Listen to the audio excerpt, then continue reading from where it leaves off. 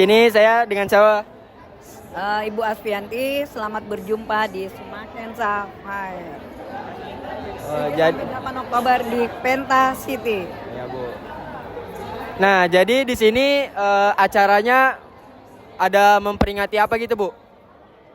Untuk memperingati sebenarnya rangkaian dari ulang tahun Semakensa atau SMK Negeri 1 Balikpapan. Itu diadakan Semakensa Fair.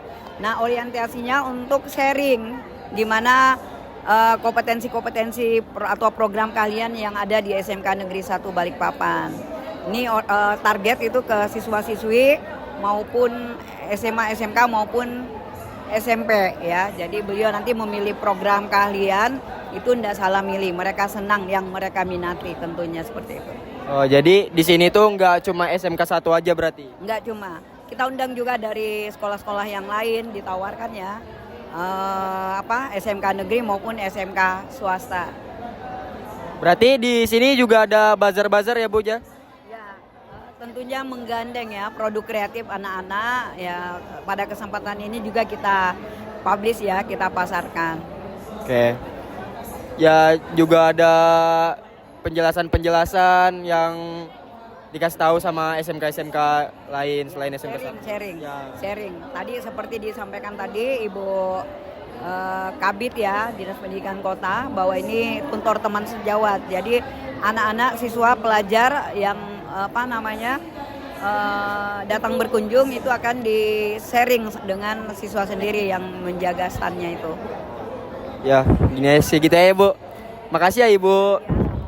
Teman-teman, setelah kita lanjut ke jurusan bangunan, kita ke bangunan lagi nih. Oke. Namanya adalah DPIB. Ini kita dengan kakak siapa? Oke. Kakak Acil, kita mau nanya dong. Ya, boleh. Kan di sebelah tadi ada jurusan TKP, konstruksi dan pembangunan. Mikrofon. Nah. Oke, kita dengan kakak siapa ini? Hai, aku dengan Shalwara Celia, biasa dipanggil Acel. Oke, Kak Acil, ini kita penasaran ini. Di sebelah kan jurusan teknik konstruksi dan bangunan.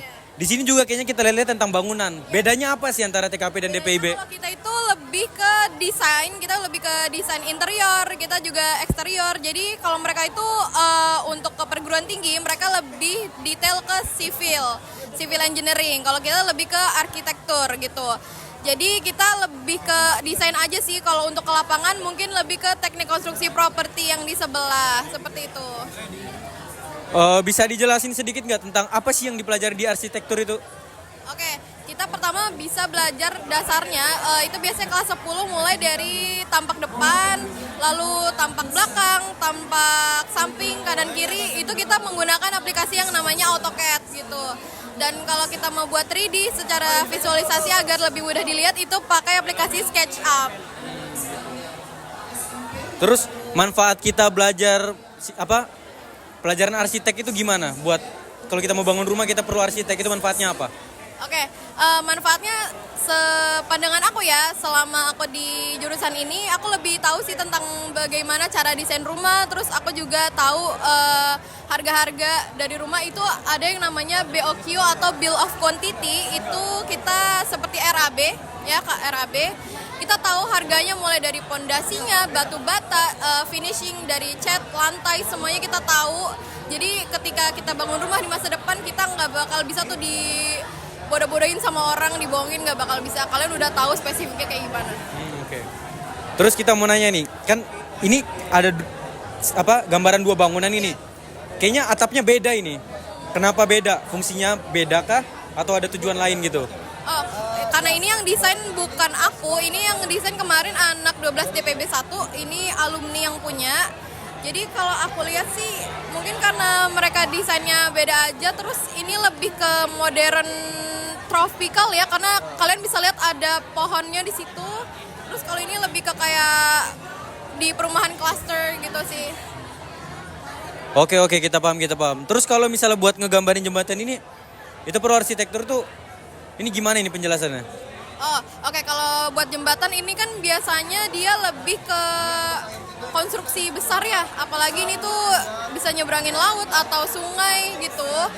Terus juga kita butuh banget namanya kompromi dengan anak sivil seperti teknik konstruksi properti tadi atau perumahan di sebelah sini. Jadi kita cukup desain dan banyak sekali perhitungan yang dibutuhkan di jembatan gitu. Karena dia lebih dalam memahaminya dibandingkan bangun rumah. Terus kan kalau yang ku tahu ini kan jembatan ini kayaknya bentuknya beda-beda ini. Boleh dikasih tahu nggak kalau bentuk jembatan kayak gini itu keunggulannya apa? Sama kalau yang bentuk lain itu keunggulannya apa? Kasih satu contoh aja buat yang lain. Oke, ini jembatan apa ini ya? Oke, Yuti. Oke, Yutefa. Nah, kalian tahu jembatan Mahkota Samarinda? Tahu. Ya, itu kan lurus aja. Ya. Mungkin itu lebih mudah aja dibangun karena dia lurus dibandingkan jembatan kayak gini lika-liku itu biasanya lika-liku gini dia memberi kesan desain yang lebih bagus aja sama ya tergantung dari kota masing-masing lagi karena untuk dapat dapat ikon tersendiri dari kota tersebut gitu. Terus kalau misalnya kondisi alam sekitaran nih, contoh kayak hutannya ini gitu, itu sedikit ekstrim lah. Itu mempengaruhi bentuk desainnya atau enggak? Oke, tergantung lagi mempengaruhi atau enggak karena kan di bagian tanah atau bagian kedalaman laut itu disesuaikan lagi. Nah itu masuk lagi ke dalam teknik sipil atau ke TKP sini gitu. Karena di DPIB kita lebih ke desain aja. Oke. Begitu ya teman-teman, kita sudah dengar penjelasan dari Kakak Acel. Kakak Aceh. Akhirnya kita tahu apa itu perbedaan TKP dan DPIB ya. Kata-kata buat hari ini. Kata-kata buat hari ini tetap semangat, jangan galau. Kalian harus kejar mimpi kalian, jangan cowok atau cewek terus semangat guys. Oke semuanya, kembali lagi dengan saya Rio. Kali ini kita ada di standnya, ini kayaknya stand jualan ya, bukan stand jurusan ini ya. Dia dari PKWU. Oh, dari mata pelajaran PKWU teman-teman. Kita dengan kakak siapa di sini? Kalau aku nama aku Ajeng, aku dari 12 DPB 2. Oke. Oci ya, panggilan aja Oci. Oci, panggilannya Oci, tahu banget. Oke. Jadi, Kak Oci, di sini tugas PKWU-nya ini jualan apa sih kalau boleh tahu? Kita ini ada dua kakak. Ini dari sini kita ada ngejual kitchen custom, bisa custom foto dan custom nama. Kita juga ngejual sabun cuci piring. Ini buatan dari anak Smakenza sendiri, ada video pembuatannya. Ini dengan ukuran segini harganya 10.000 dan 5.000, murah banget gak sih? Murah banget. Murah ya teman-teman, murah. Terus dari jepit dan gantungan kita juga harganya mulai dari 7.000 banget. 7.000. Hitungannya murah. Jadi ya perlu diingat ya teman-teman, ini adalah sabun buatan sendiri, bukan sabun Sunlight yang di-repack ya teman-teman. Berarti ini sudah terbukti valid ya? Valid. Ada video pembuatannya di TikTok. Oke ya, nanti bisa cek nama TikToknya apa? Nama TikToknya apa? Nama TikToknya apa? Patenas ya? Iya, Patenas. TikToknya Patenas. Oke, nama TikTok yang bisa kita cek itu adalah TikToknya Pak Tenes ya teman-teman. Di sini juga kalian bisa ngeliat beragam tuh, lucu-lucu banget loh. Lucu banget. Apalagi ini nih, dia kan pumpkin. Tapi kalau dibalik dia bisa buat ngaca. Cocok banget buat yang punya pacar. Betul. Jadi buat kalian yang gak jomblo punya pacar, pengen ngasih hadiah yang simple tapi bermakna, kasih ini aja teman-teman. Dan sendiri ini semua karya dari anak-anak Smakenza. Karya asli nih. Karya asli. Valid nih, valid. Valid banget. Valid teman-teman. Oke, terima kasih atas wawancaranya Kak Oci. Kata-kata dulu buat hari ini. Jangan lelah menghadapi tantangan yang ada di hidup.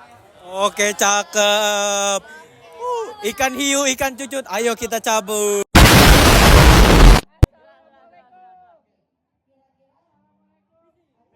Oke, halo semuanya, kembali lagi saya dengan Rio. Di sini kita lagi di standnya anak otomotif SMK 1 nih ya teman-teman. Kita di sini dengan kakak siapa di sini? Ada Dimas. Oke, kita dengan Bro Dimas. Nah, kita pakai bro aja biar enak ya. Oke, di sini bisa dijelasin nggak jurusan kalian itu mempersembahkan apa dan mempelajari apa gitu? Jadi di jurusan kita ini yang terutama mempersembahkan miniatur dari unit-unit alat berat. Produk line. Jadi di jurusan kita tuh salah satunya ada di sini yang dipelajari dari memahami dasar-dasar mesin, basic engine, ke informatika, engine dan unit alat berat, hidrolik, dan kelistrikan sistem kontrol alat berat, dan powertrain, undercarriage, dan produk kreatif dan kewirausahaan. Oke gitu, ini bisa dikasih tahu nggak ini alatnya apa aja sih yang ada di sini gitu loh? Di sini yang pertama di sini ada excavator mini. Ya. Di sini ekskavator mini. Ini ekskavator juga, tapi beda ukuran. Di sini ada OHT. Ini ya dozer. Di sini ada dozer, di sini ada engine. Engine dari OHT-nya ini. Ya, ini engine C15. Itu juga sama dozer. Tapi beda ukuran juga. Nah, itu yang terakhir itu motor grader yang paling beda sendiri. Oke, untuk Bro Dimas, ini bedanya ekskavator yang ini sama yang ini tuh apa sih? Beda serinya sama beda fungsinya. Beda seri sama fungsinya, bedanya di mana fungsinya? Sorry, beda beda apa namanya? Apa? Ya, beda seri. Jadi bisa dilihat di sini kan. Ini tulisannya 320 GC. Jadi 3 itu mesin family-nya, dia kayak jenis mesinnya. Dulu di sini ini ekskavator kan. Nah, di sini juga ekskavator, cuma kan lebih kecil. Nah, kenapa lebih kecil? Di sini ada ditulis serinya tuh 08. 08 itu ukuran unitnya. Nah, kalau GC sama C itu ada versinya. Jadi ini kayak tingkatannya dari ini. Tingkatannya ini dari ini. Ini kira-kira kalau misalnya dari perbedaan dua alat ini gitu, ada fungsi di medan tertentu enggak? Kayak ini di medan yang lebih kecil atau di ini medan lebih besar gitu? Ya, bisa. Sama ini kan kayak beda kapasitas. Oh, beda kapasitas. Ya, ini bisa buat lebih berat lagi. Ini ya secukupnya dia. lah. Oke. Kalau boleh tahu di sini ini alat apa ini? Yang mana? Ini. Nah, jelaskan. Ini aja kita dengan kakak siapa ini? Halo, dengan kakak siapa ini? Udah apa-apa sama aja otomatis. Oke, sama. Oke. Kita di sini dengan kakak siapa? Fai. Oke, kita dengan kakak Fai di sini ya teman-teman, atau Bro Fai aja kita panggil Bro Fai. Jadi gini, Bro, di sini yang kalian tampilin ini apa sih? Bisa dijelaskan ya Kak? Dari sini sampai ke sini gitu. Apa yang kalian tampilkan? Miniatur engine, tapi ini engine-nya miniatur engine diesel. Jadi dia ini berbahan dasarnya solar. Jadi dia beda konstruksinya sama bensin, gitulah. Baru kita ini ada satu set planetary gear. Planetary gear ini biasanya ada di mobil Matic. Beda sama manual. Kalau manual dia pakai gearnya beda, nggak gila lah dia bentukannya. Baru kita ini punya namanya turbocharger.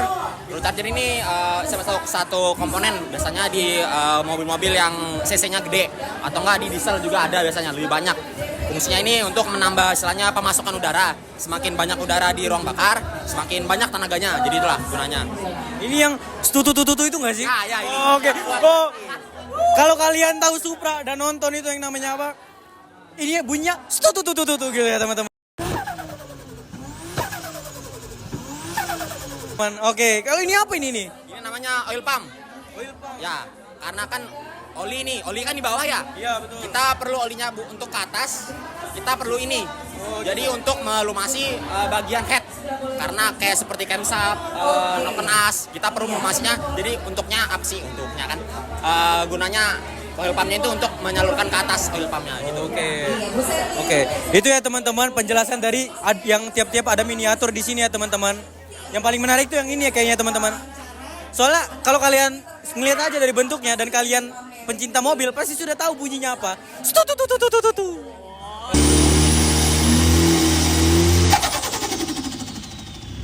Oke, terima kasih ya kakak bro. Oke, kata-kata dulu buat hari ini.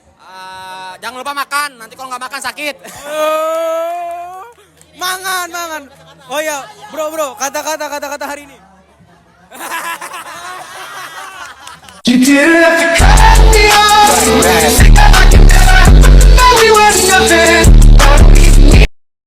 Oke teman-teman, kembali lagi dengan saya Rio di sini teman-teman. Kali ini kita ada di stand geologi pertambangan.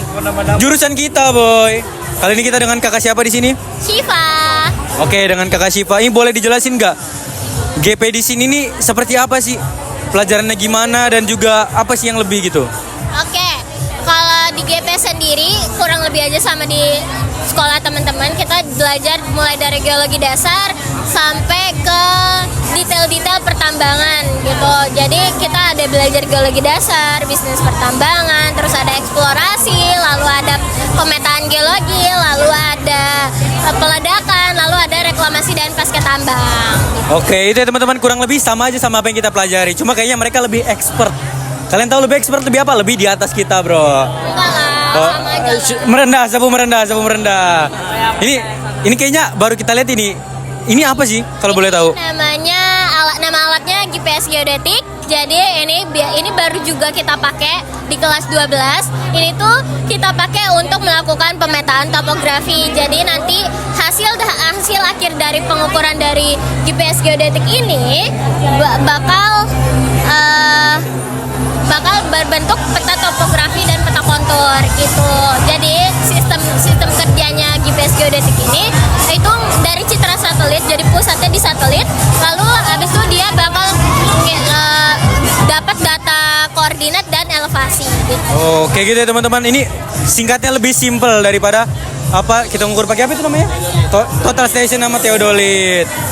Ini soalnya di sini nggak ada kayak lensanya teman-teman. Bisa ini kalau apa sih ini namanya? Tadi aku sebutnya GPS geodetik ini. GPS geodetik ini ada dua. Jadi ini ada base dan ada rover gitu. Jadi ini base yang ditaruh di satu titik. Nah, rover itu dia bentuknya kayak gini juga. Terus ditaruh di atas stick, terus nanti dibawa-bawa ke titik-titik yang mau di geodetik ini. Kalau yang tentang terpapar di depan ini boleh nggak dijelasin lagi melalui pendapatnya kakak itu seperti apa sih ini? Oke. Ini namanya ini bentuknya kolom litologi. Jadi ini tuh susunan batuan mulai dari yang tertua sampai yang termuda. Jadi ini tuh ada kalau susunannya batu pasir, terus batu lempung, terus batu pasir lagi, terus batu lempung, batu bara, baru batu lempung lagi. Jadi yang terbentuk paling muda itu si batu lempung ini. Terus yang paling tua itu ada batu pasir yang paling bawah. Gitu. Oke teman-teman, ini seperti kalian bisa baca sendiri lah. Kolom stratigrafi. Ini di daerah Jalan Mayor Pol Zainal Arifin. Arifin. Salam buat Pak Arifin. Assalamualaikum. Ini ada penjelasan lain nggak? Ini kayaknya ada maket ini ya. Ini maket tentang apa sih Kak kalau boleh tahu? Ini maket tentang reklamasi dan pasca tambang. Jadi maket ini kita buat baru aja. Terus ini maket tentang reklamasi dan pasca tambang di yang rencana yang akan kita buat gitu. Jadi ini si before-nya, ini maket before-nya, ini lahan tambang yang sudah selesai. Lalu afternya kita akan membuat danau dan taman gitu. Terus kalau kalian mau lihat ini contoh-contoh mineral, sampel-sampelnya sini guys. Nah, di sini ada contoh-contoh sampelnya ya teman-teman. Dan di sini ada kakak-kakak petugas stand-nya guys ya. Wih, kalau kalian mau minta IG-nya nanti kita mintakan. IG-ku aja. Aku sudah tahu. IG-ku aja. Spill IG-nya. Nanti banyak yang follow. Oh iya ya. Maklum ini pujanya semakin bro. IG-nya FZHSYFAA. Oke, kita lanjut ke alat-alat di sana dulu ya teman-teman. Oke. Oke, ini kita lanjut. Ini seperti yang teman-teman lihat di sini kayaknya menarik banget ini. Iya. Ini ada drone, ada. Nokia ini, Bro. Promek, Nokia Promek. Oke, ini bersama kakak siapa kita di sini? Sama Alia. Oke, ini Misha. itu yang di belakang kakak siapa itu? Oh, kakak Bunga ya. Bunga apa? Bunga Suci. Oh iya, bunga itu nak kembang kantil, Bro. Oke, ini boleh dijelasin nggak? Ini apa aja yang ada di sini dan kayaknya ini menarik banget ini, mahal ini kayaknya. Kalau ini cuma hiasan aja, Kak. Oh, hiasan doang, Bro. Jadi jangan disentuh, Bro. Jadi di sini kita ada kompas geologi. Ini kita pakai dari Bruton. Yang mana kompas yang bagus, yang bagus ya, Gisa. Ini seperti yang bisa teman-teman lihat kan ya, ini lebih bagus lah daripada yang kita punya. Karena wajar lah bro, manusia kita kan punya batas dana masing-masing gitu. Oke. Terus ini kita dengan kakak Meisha ya. Dijelasin dong ini apa aja sih yang ada di sini. Oh, ini dengan bro siapa di sini? Nama saya Dedi. Oh, Dedi. Ini yang pesulap itu nggak sih? Dedi Kobuser. Oh, oke. Ini Kak Dedi ini apa sih? Ini menarik banget nih. Ini obsidian. Ya, di mana ini merupakan batu beku yang dia itu membukunya sangat cepat sekali. Nah, kemudian ini juga obsidian. Nah, yang membedakan kedua ini adalah dari mineral pembentuknya. Nah, kemudian ini ada batuan konglomerat. Ini batuan sedimen Dan ini juga buatan Black Sea, buatan sedimen juga. Ini kalau ada contoh fosil, ada contoh fosil nggak kira-kira? Oh, bisa dilihat di sini nih teman-teman. Ini alat apa ini namanya Kak kalau boleh tahu? Alat polarisasi. Jadi ini lebih tepatnya mikroskop polarisasi. Nah, ini merupakan dalam tingkat geologi merupakan tingkat yang paling bawah karena dia tidak menggunakan kamera sama sekali. Tapi masih kelihatan jelas kok kalau misalnya. Oke. Jadi ini kalau kalian melihat kayak di dalam batuan tuh, kalian lihat dari sini guys. Ini namanya mikroskop polaris. Nah, terus ini apa ini? Contoh fosil ini? Fosil. Ini contoh replika fosilnya yang ada di sini. Pakai ini dong. Oh, kita disuruh coba pakai alat ini ya teman-teman. Coba kita. Nih kelihatan tuh. Tuh. Oh, itu kelihatan ya teman-teman. Begitulah kira-kira dalamnya ya teman-teman. Nah, terus di sini kalian harus tahu ya teman-teman, kalau kita belajar geologi pertambangan apalagi intinya jurusan teknik lah. Kita itu harus pakai APD, Bro. Kenapa APD itu penting? Karena masuk dalam pelajaran K3. Kalau kita nggak belajar K3, kita bakal terluka. Iya, betul. Ibarat kata kita nggak pakai helm, kita nggak hidup, Bro, di dalam tambang sana. Jadi di sini Kacamata, Bro. ada ini seperti yang kita lihat ada helm safety. Oh, icon bro, icon. Oh, nanti kita nanti pasang lagu ya, pasang soundtracknya itu ya. Oh, tangan. Dan di sini juga ada rompi ya teman-teman, rompi safety. Pose dulu, pose. Cihuy. Dan ini ya, ini nih mungkin yang teman-teman baru lihat ini ya. Ini namanya sepatu boot ya teman-teman. Ini buat apa? Kenapa kita pakai sepatu boot? Ini biasa buat medan yang basah. Kenapa nggak pakai safety bang? Kenapa nggak pakai safety? Safety-nya nanti jebol saudara-saudara. Ini contoh safety-nya ya. Kalau kena air jebol bro. Dan ini celana bengkelnya bagus kayaknya ya. Ini kalau gombrong ini jadi skena bro kita bro. Oh ini apa ini Kakak Mesia kalau boleh tahu? Ini HP. Oh GPS. Ini bisa dibawa pulang. Ini kegunaannya GPS apa kalau boleh tahu? Buat ngelacak. Oke, buat ngelacak posisi kita saat kita berada di dalam tambang ya, apalagi tambang bawah tanah ini sangat mengerikan, bro. Ngeri terjadi longsor, bro. Baik di koordinat. Oke, kayaknya kita sudah lihat banyak hal baru yang mungkin tidak ada di sekolah kita. Dan kita di sini bertemu dengan Bu Aspi. Halo Bu Aspi. Halo Ibu, apa kabar? Baik, alhamdulillah. Gini, kita kan sudah selesai menjelajahi stand-stand yang ada di sini. Kita mau tanya pendapat Ibu tentang stand yang ada di sini itu gimana sih, Bu? Alhamdulillah luar biasa ya.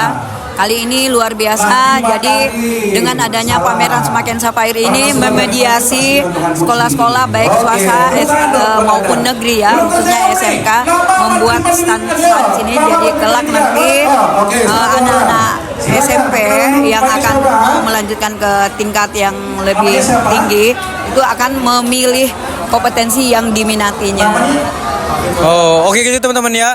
Jadi tujuan stand ini bukan cuma memperkenalkan jurusan teknik atau jurusan SMK ke dunia luar, tapi ke anak SMP biar mereka tidak masuk sembarang jurusan dan akhirnya menyesal. Begitu Ibu? Ya, seperti itu. Vokasi kuat menguatkan Indonesia. Oke, Bu, kata-kata buat orang yang lagi galau soal percintaan, Bu. Ada nggak kata-katanya? Jangan galau, berani memegang mawar, jangan takut tertusuk duri. Tetapi berani bermain hati, jangan takut patah hati. Menyala pembinaku. Oke guys, kira-kira itu aja buat penjelajahan stand kita kali ini. See you in the next event. Bye bye.